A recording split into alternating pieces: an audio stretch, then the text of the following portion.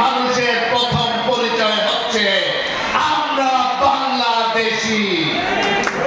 চট্টগ্রাম আনোয়ারা উপজেলাত বিএনপির ভারপ্রাপ্ত চেয়ারম্যান তারেক রহমান ঘোষিত রাষ্ট্র কাঠামো মেরামতের ৩১ দফা বাস্তবায়নের লক্ষ্যে এবং নারী মর্যাদা সুরক্ষা ও ক্ষমতায়ন শীর্ষক বিশাল মহিলা সমাবেশ অনুষ্ঠিত। অক্টোবরের ১১ তারিখ শনিবার দুইজে উপজেলার কালাবিবি দিঘির মরুর উগ্র কমিউনিটি সেন্টারত চট্টগ্রাম ১৩ আসনের আনোয়ারাতুন কর্ণফুলী সংসদীয় আসন বিএনপির আয়োজনে এই মহিলা সমাবেশও অনুষ্ঠিত হয়।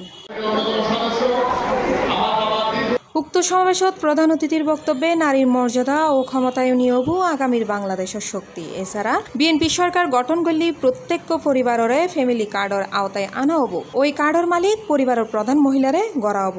ইয়েনবু নারীর অর্থনৈতিক নিরাপত্তা সিদ্ধান্ত গ্রহণের বাস্তব প্রতীক হয়ে বাংলাদেশ জাতীয়তাবাদী দল বিএনপির চট্টগ্রাম বিভাগের সহ সাংগঠনিক সম্পাদক ব্যারিস্টার মিল হেলাল মহিলাদেরকে একত্রিত করে ঐক্যবদ্ধ করে ইনশাআল্লাহ আগামীতে তারের শীষের পক্ষে রায় দিয়ে বাংলাদেশের প্রধানমন্ত্রী হিসেবে তারেক রহমানকে আমরা দেখতে চাই।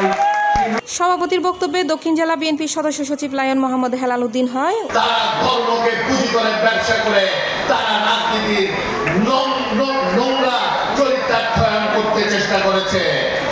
বিএনপি এই রাজনীতি করে না। বিএনপি বিশ্বাস করে বাংলাদেশের প্রতিটি দেশপ্রেমিক নাগরিকই বিএনপির পক্ষের শক্তি, বিএনপির ধানের শীষের পক্ষের শক্তি।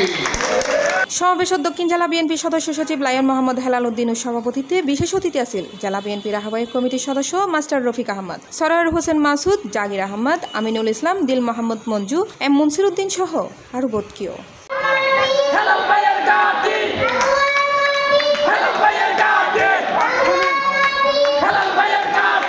নির্বাচনের সামনে রাখি বেলা ১১টা তুন শুরু অন্য সমাবেশত উপজেলার বিভিন্ন ইউনিয়নতুন ৩,০০০-এর অধিক মহিলা অংশগ্রহণ করে। এই ঐতিহাসিক মহিলা সমাবেশের প্রশংসা করে ব্যারিস্টার মিল হেলাল। এছাড়া সমাবেশের মধ্যে আগামী জাতীয় নির্বাচনত ধান শিশুর পক্ষে মহিলা হলে ভূমিকা রাখিব।